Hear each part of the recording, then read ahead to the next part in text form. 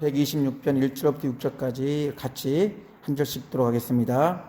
여호와께서 시온의 포로를 돌려보내실 때에 우리는 꿈꾸는 것 같았도다. 그때 우리 입에는 웃음이 가득하고 우리 혀에는 찬양이 찼었도다. 그때 문나라 가운데에서 말하기를 여호와께서 그들을 위하여 큰 일을 행하셨다 하였도다. 여호와께서 우리를 위하여 큰 일을 행하셨으니 우리는 기쁘도다. 여호와여, 우리의 포로를 남방 시내들같이 돌려보내소서. 눈물을 흘리며 씨를 뿌리는 자는 기쁨으로 거두리로다. 울며 씨를 뿌리러 나가는 자는 반드시 기쁨으로 그 곡식단을 가지고 돌아오리로다. 아멘. 할렐루야.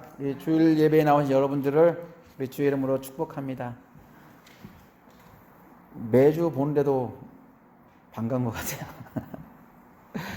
예, 오늘 시편을 보게 되면 우리 이스라엘 사람들이 성전에 올라갈 때 불렀던 노래 중에 하나입니다. 여기다 이제 곡을 넣어가지고 그냥 같이 이렇게 부르면서 성전에 올라갈 때 같이 했던 노래입니다. 그래서 우리 이 성전에 올라갈 때 노래가 120편부터 우리 시작을 하는데, 이 노래를 보게 되면 자기들의 그런 과거를 좀 돌아볼 수 있을 것 같아요. 하나님이 어떻게 일하셨는지. 그러니까 나그네와 같은, 솔직히 아무도 알아주지 않는 그런 순례자와 같은 삶, 그런 인생이었음에도 불구하고 순간순간 하나님이 어떻게 함께 하셨는지, 이 가사를 보게 되면 그런 것들이 담겨 있거든요. 하나님이 어떻게 우리와 함께 하셨는지. 우리가 기대하고 상상을 했지만 그런 일이 일어날 수 있을까라고 했던 것도 이루어지는 그것들 직접 경험했기 때문에 이 노래를 부르면서 그런 것들을 통해서 그런 하나님에 대해서 다시 한번 고마움과 감사함을 그 노래를 통해서 표현하지 않았을까. 근데 단순히 과거에 대한 그런 회상을 가지고 기뻐하는 수준이 아니라 분명히 이걸 부르면서 또 미래에 대해서, 분명히 현재를 포함한 미래에 대해서도 그런 함께 해주실 하나님을 기대하면서 이 노래를 부르지 않았을까, 그런 생각을 해봅니다. 단순히 그냥 흥에 그냥 겨워서 가을 올라가면서 부르는 것이 아니라 그런 단어 하나하나 생각해보면서 우리가 포로였었지, 힘들었었지, 하지만 하나님께서 우리를 포로에서 자유자가 될 수 있는 그 은혜를 주셨지. 또 우리 포로로서 자기 땅을 떠나서 살았는데 다시 돌아오게 해주셨지. 그런 말들을 반복하면서 하나님이 어떤 하나님이셨는지, 그런 하나님에 대해서 이 찬양하고 있는 것이 바로 오늘 성전에 올라가면서 불렀던 이 시편입니다. 오늘 본문을 보게 되면, 특별히 본문 내용을 좀 살펴보게 되면 포로 생활했을 때, 특별히 바벨론으로부터 남유다가 이제 마지막 멸망을 당하고 70년 동안 포로 생활하는데, 이 포로 생활을 하면서 경험했던 그 놀라운 일을 적고 있습니다. 어떤 일이냐면, 분명히 이스라엘 사람들에게 포로 생활은요, 참 말로 다시 또 꺼내고 싶지 않은, 기억하고 싶지 않은 그런 눈물의 시간이었을 것입니다. 그래서 우리 보면은 예레미야도 보면 그런 책들을 보게 되면 자기 땅을 바라보면서 눈물로 조국을 향해서 흘리면서 기도했다는 표현들이 많이 있거든요. 그처럼 그런 참 힘든 시간들이었을 거예요. 그래서 그들이 꿈을 꾸는 게 있었다면, 매일 그들이 잠을 자면서 꿈을 꾸는 게 있었다면, 아니 생활하면서 기대했던 것이 있다면 언제 이 생활이 끝날까? 분명히 현실적으로는 불가능한 것입니다. 국제 정세라든지 그런 포로 생활 가운데 있을 때는 절대로 불가능한, 진짜 꿈 같은 일입니다. 하지만 하나님은 포로된 그들에게 현실에서는 절대 기대할 수 없는 일, 그 위대한 일을 하셨다라고 성경은 적고 있습니다. 그것은 꿈으로만 생각했던 것이 현실이 되어지는, 그래서 그 고통의 눈물, 포로 생활하면서 그들이 겪었던 그런 고통, 그 삶 자체의 그런 아픔을 하나님께서 들어주셨고, 이제는 그들에게 그런 고통의 눈물이 아닌 기쁨의 눈물을 흘리도록 하셨다라고 오늘 성경은 우리에게 말씀하고 있습니다. 그래서 어떻게 보면 오늘 이 말씀이 단순히 이스라엘 사람, 특별히 포로 생활을 하고 포로에서 생활을 끝내고 자유자가 된 그런 기쁨을 말하는 것 같지만 지금 우리에게도 말씀하고 있는 말씀이 아닐까. 특별히 우리가 삶을 살면서 우리는 자유자라고 얘기하지만 참 삶 속에 포로된 자처럼 살고 있습니다.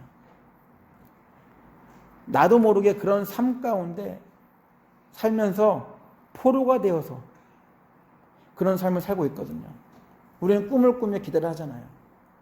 하지만 진짜 우리가 생각할 때는 절대로 이루어질 수 없는 그런 일들.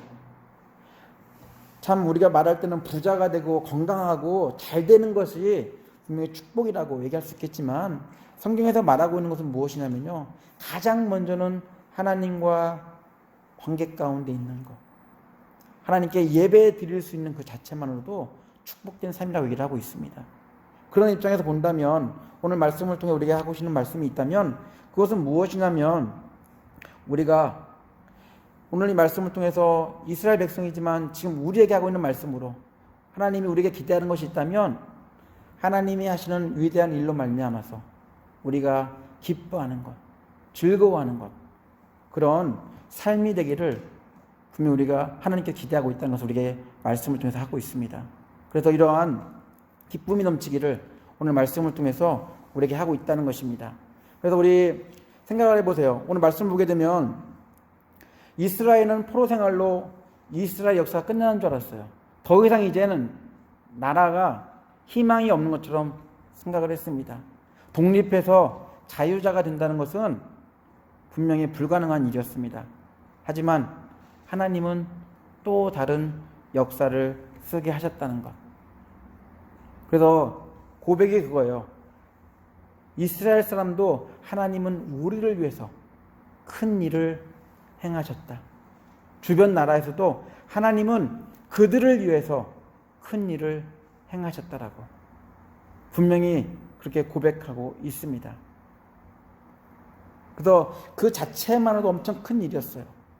그런데 고국에 돌아와 보니까 참 현실은 또 다르거든요.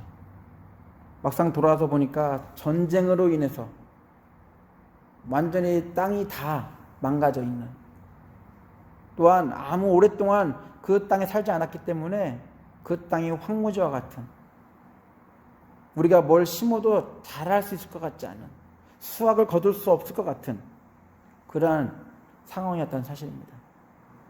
그래서 그럼에도 불구하고 오늘 시편을 보게 되면 눈물 흘리며 씨를 뿌리러 갔다라고 성경은 적고 있거든요.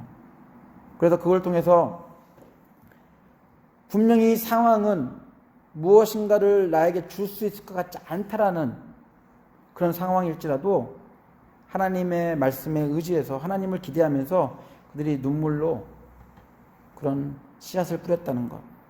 그래서 결국 기쁨의 눈물로 그 씨앗으로부터 수확을 할 수 있을 것이라는 그런 하나님을 향한 믿음을 잊지 않고 그들이 행했다라고 오늘 126편은 쭉 얘기를 하고 있습니다. 그래서 오늘 말씀을 보게 되면 특별히 5절, 6절에 대한 말씀은 참 유명한 말씀이에요. 우리 크리스찬이라면 참 많이 사용하는 말씀 중에 하나입니다. 외우고 있고요. 그래서 또 오늘 보게 되면 2번 반복해서 같은 표현이 나오고 있습니다. 그 다음에 성경에서 이게 2번 반복했다는 얘기는 중요하다는 표현이거든요. 그래서 그런지 모르겠지만 1절부터 4절까지 내용보다는 5절, 6절의 말씀을 더 많이 사용하고 이용을 합니다. 그래서 특별히 힘든 분들이 있다면 이런 말씀으로 위로를 해줘요. 이런 말씀으로 위로를 합니다.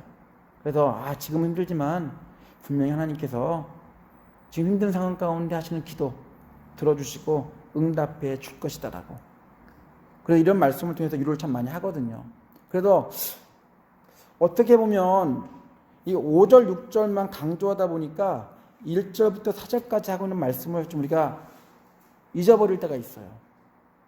왜냐하면 눈물을 흘리면서 기도하기 때문에 하나님이 들어주신다.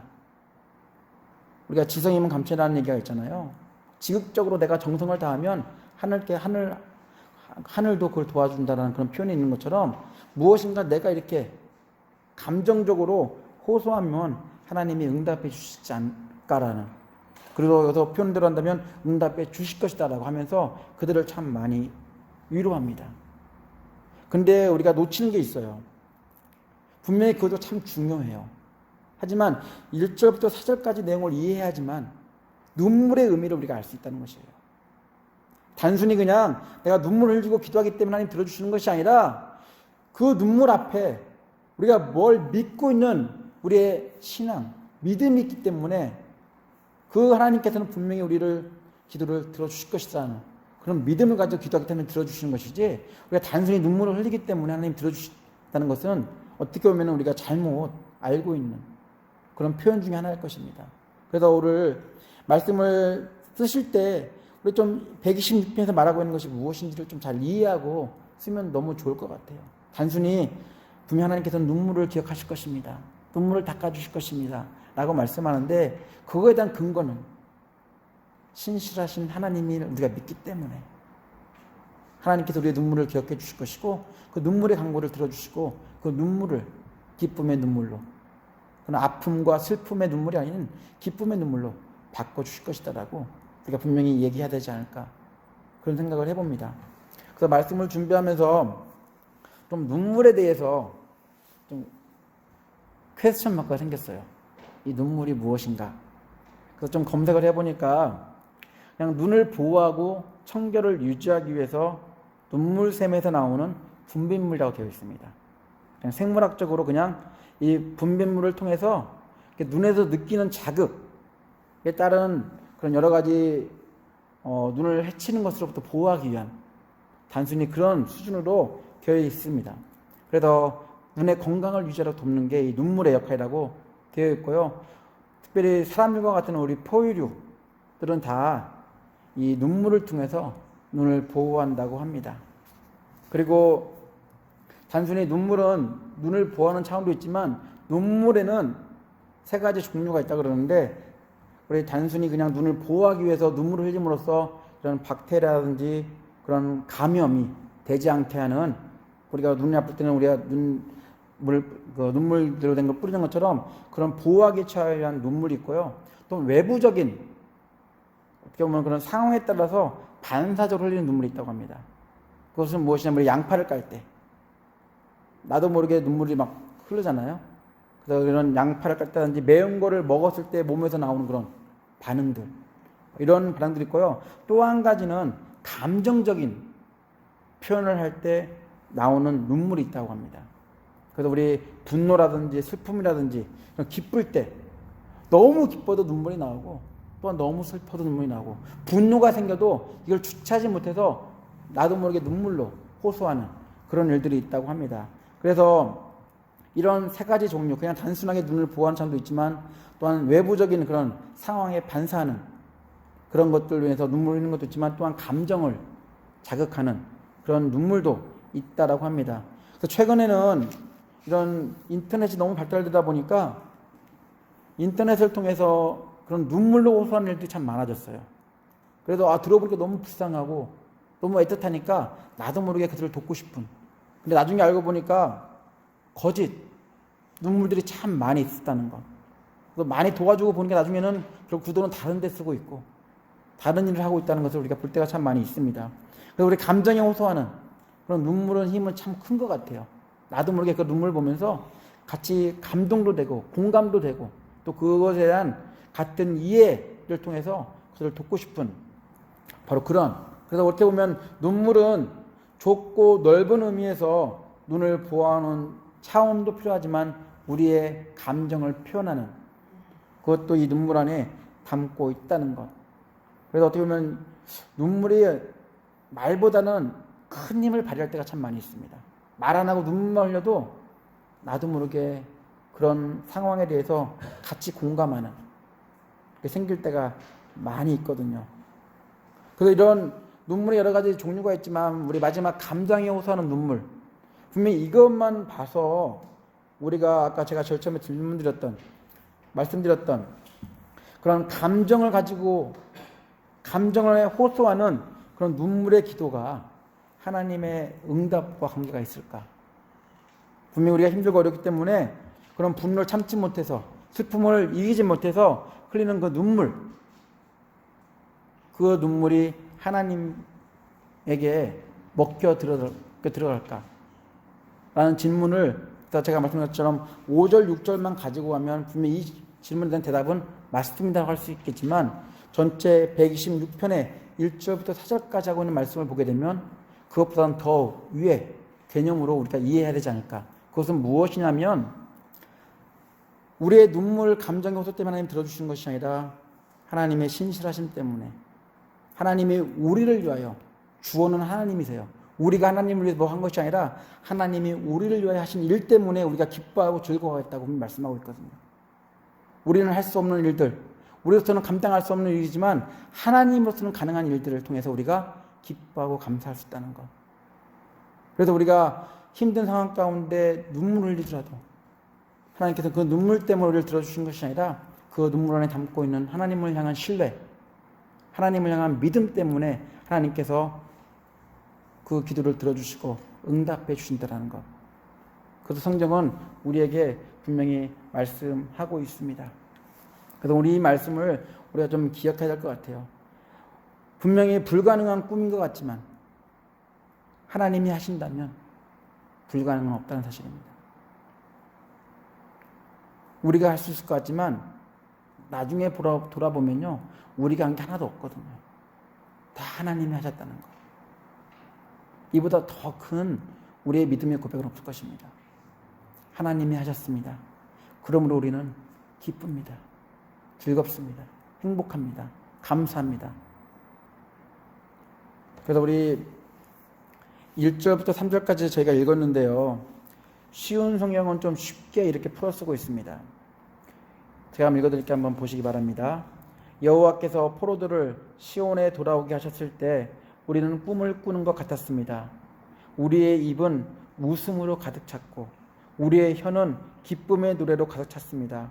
그때 세상 나라들이 여호와께서 그들을 위해 위대한 일들을 하셨다라고 말하였습니다. 여호와는 우리를 위하여 위대한 일을 행하셨습니다. 우리는 너무나 기쁩니다. 이것을 알았기 때문에 그들이 고국에 돌아와서 고국을 바라보는 상황이 힘들고 어려울지라도 분명히 하나님께서 이렇게 일하실 줄 알았기 때문에 그는 눈물을 흘리며 자기의 삶을 다시 씨로 뿌립니다. 그때 하나님께서 분명히 그들에게 기쁨으로 곡식단을 거두리라는 그런 말씀을 기억하면서 그들의 그런 신앙을 뿌렸다는 것을 성경은 우리에게 말씀하고 있다는 것입니다. 그래서 우리 이 큰 일을 행하셨다는 표현, 여호와께서 우리를 위해서 큰 일을 행하셨다는 표현은요, 오늘 여기에서 나오지만 출애굽할 때도 같은 표현이 쓰고 있습니다. 출애굽 상황, 결국 그런 하나님을 모르게 하는 그런 세상으로부터 구해내서 하나님과 동행하는 삶을 살 수 있도록 만들어주신 이 출애굽 사건, 인간적인 방법은 불가능한 일이지만 끝까지 그들이 이스라엘 사람들을 죽이려 쫓아오잖아요. 그러면서 하나님 그들을 구원하셔서 출애굽하게 하시고 하나님이 약속한 땅으로 인도하는 그걸 경험했던 것처럼 분명히 믿을 수 없는 상황이, 벌어질 수 없는 상황이 하나님을 통해서 이루어지고 벌어지는 걸 통해서 하나님을 신뢰할 수밖에 없는, 그래서 그런 믿음 가지고 하나님 앞에 나아간다면 하나님께서 분명히 우리의 아픔과 고통의 눈물을 결국은 기쁨의 눈물로 바꿔주실 것이라는 그런 위로의 말씀을 오늘 우리에게 오늘 말씀을 통해서 하고 있습니다. 그래서 우리 이 말씀과 더불어서 우리의 삶을 한번 돌아보기 원합니다. 이민자의 삶, 생활 참 쉽지 않은 것 같아요. 언어와 문화의 높은 장벽 앞에 내가 왜 이 머나먼 이국 땅까지 와가지고 이런 고생을 해야 되나 라고 매번 묻는 것 같아요. 묻다가 지치면 이제는 더 이상 생각하지 않지만 그럼에도 이민자의 삶이 참 쉽지 않다는 사실, 때로는 그런 상황들 때문이라도 자녀들을 위해서, 자녀들을 통해서 스스로 위로해보곤 하지만 그래도 여전히 현실을 장애물 앞에 그 어떤 것도 할 수 없는 어떻게 보면 더 나약해지고 더 연약해진 그런 모습들이 더 절망스럽게 만드는 것이 이민자의 삶인 것 같아요.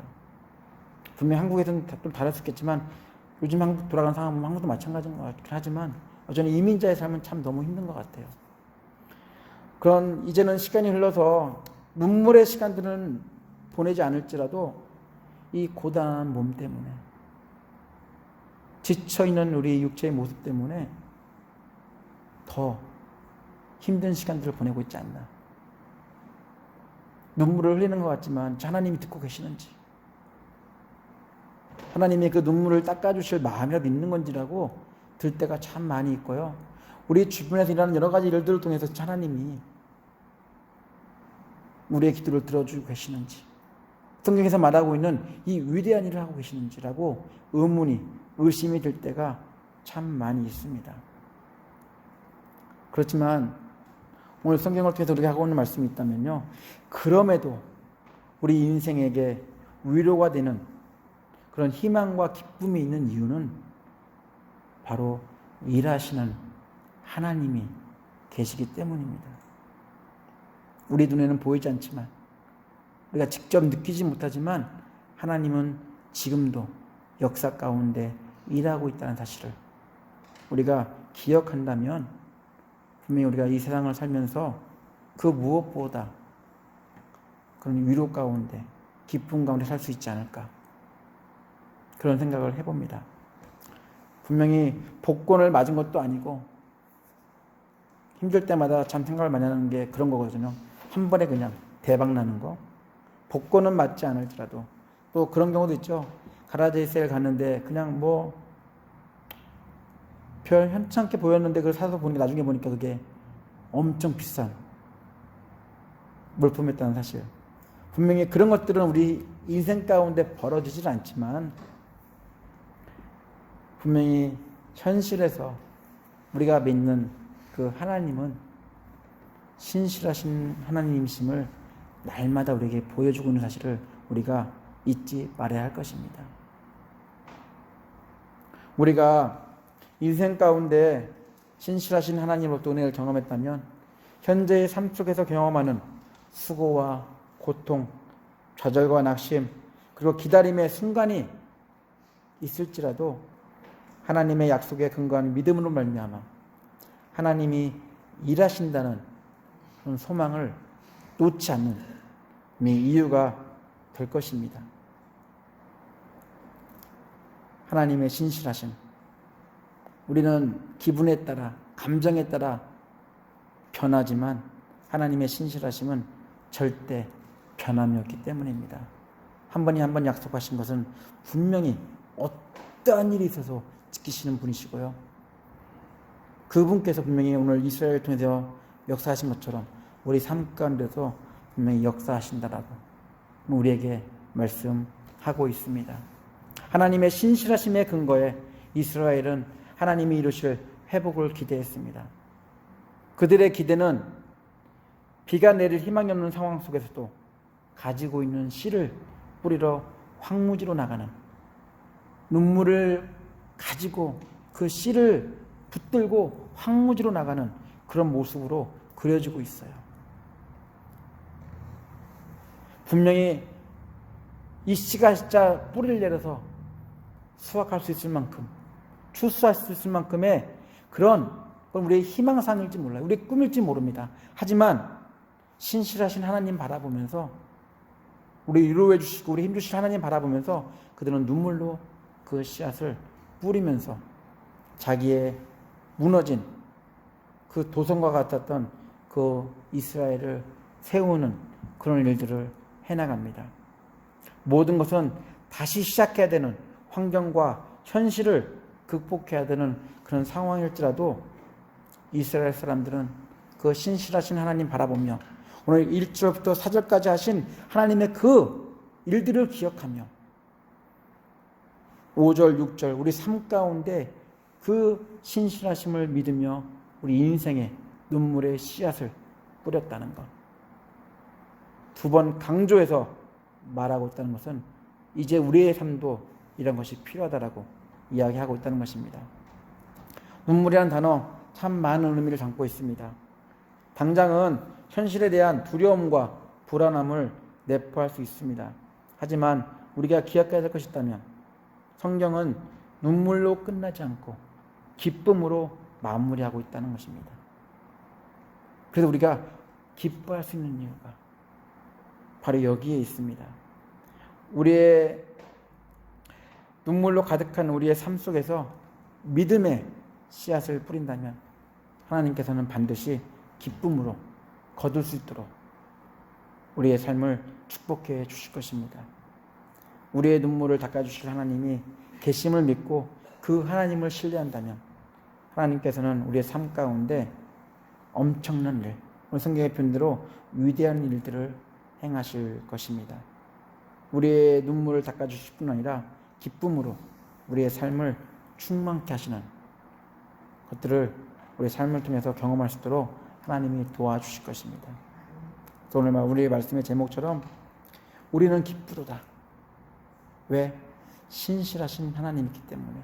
지금 당장 내 주변은 그렇지 않을지라도 신실하신 하나님이 일하시기 때문에 우리는 기쁘도다. 나는 고백의 삶을 사시는 성도님들 되시기를 예수 이름으로 축원합니다. 같이 기도하겠습니다.